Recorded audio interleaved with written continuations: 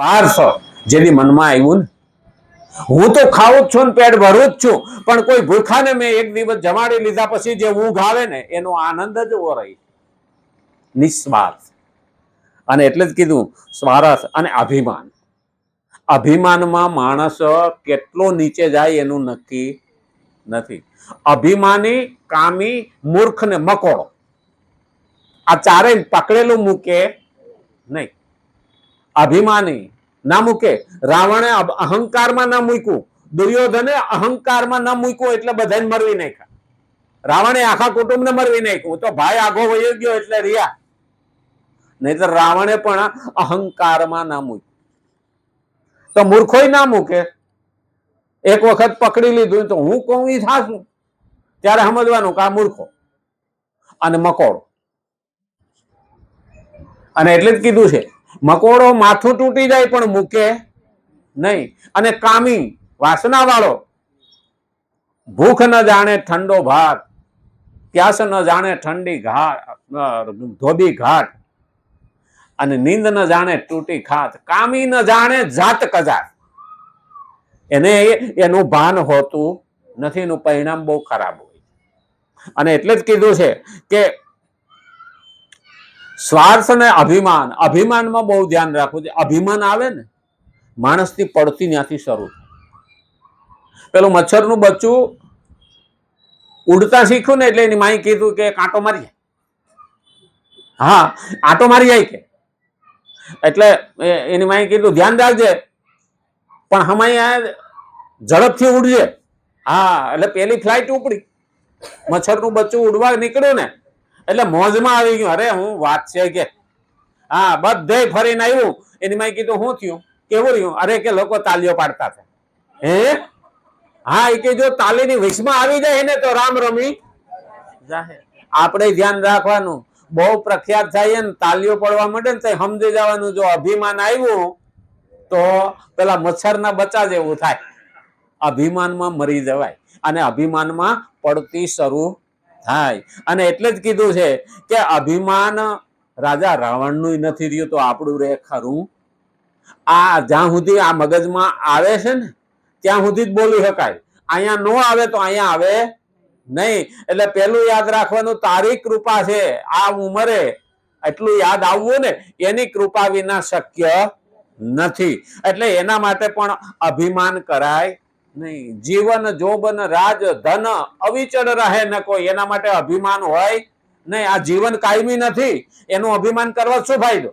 હું તો કાયમ જીવવાનો છું. આવું જે અભિમાન કરે ને એ ક્યારે મરી જાય નક્કી નથી. જોબન, આ જોવાની આજે આવીને કાલે જાશે. જોબની કાલે જાતું રહે, આ જોવાની ગઈ. આપણે હતા જ ને, આપણે ભૂતકાળ થઈ ગયા.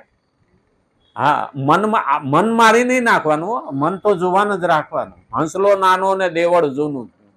આ દેવળ જૂનું થયું, હંસલો તો નાનો જ છે.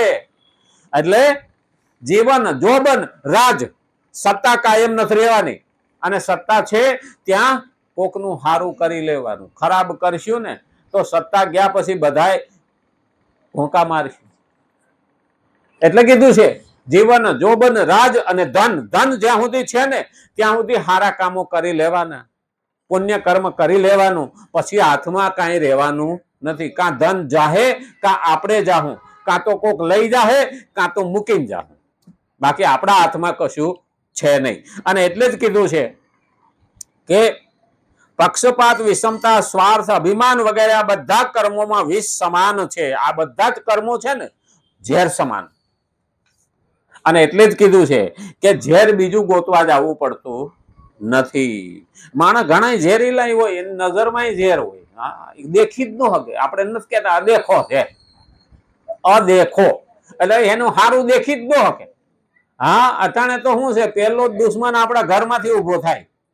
હા, નાનો ભાઈ હારી ફોર વ્હીલ લાવ્યો હોય ને તો મોટા ભાઈની વાવ છે ને કાંઈક કોઠા કબાડા કરીને લાવ્યો હોય છે, પહેલો જ આ દેખાય. બીજો પડોહી, હા, પડોહી ત્યાં ગાડી આવે ને તો એ કે મારા બેટા ક્યાં કાંઈક સડકપટ કરતા લાગે. એટલે પણ ઈ કરે, ઈ ભોગવ છે, પણ તને શું છે દેખી શકે નહીં. પહેલો દુશ્મન બાંધવ, બીજો દુશ્મન પડોશી, ત્રીજો દુશ્મન ગામ, ચોથો સમાજ ને પાંચમો દેશ. આ 5 દુશ્મનોની વાત કરી છે. એટલે પહેલું યાદ રાખવાનું કે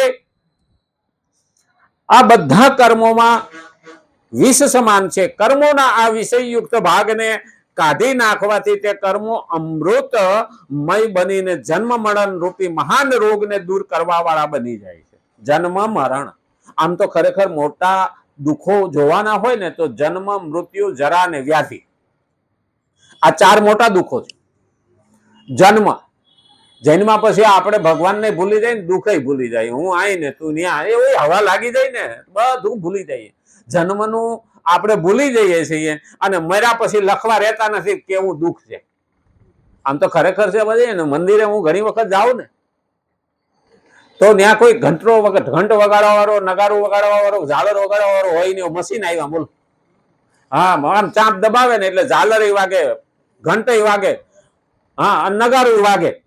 મેં કીધું આ ભગવાનને જોયું, પણ પછી મને યાદ આવ્યું કે આ મશીન થી હાલવા માંડ્યું લોકો નકર શ્વાસે મશીન થી દેવા પડે, નથી દેવા પડે.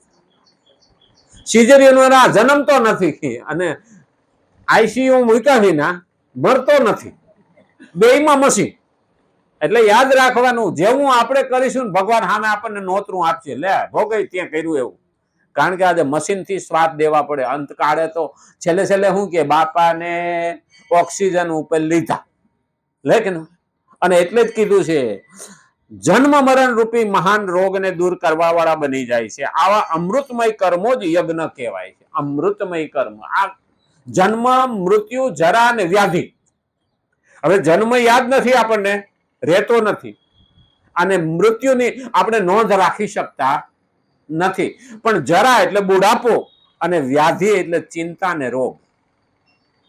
હવે આ બેની તો આપણને ખબર જ છે કે જોવાની પછી બુઢાપો આવવાનો જ છે અને બુઢાપામાં પાછા રોગ ભેગા થવાના જ છે, ચિંતા રહેવાની જ છે.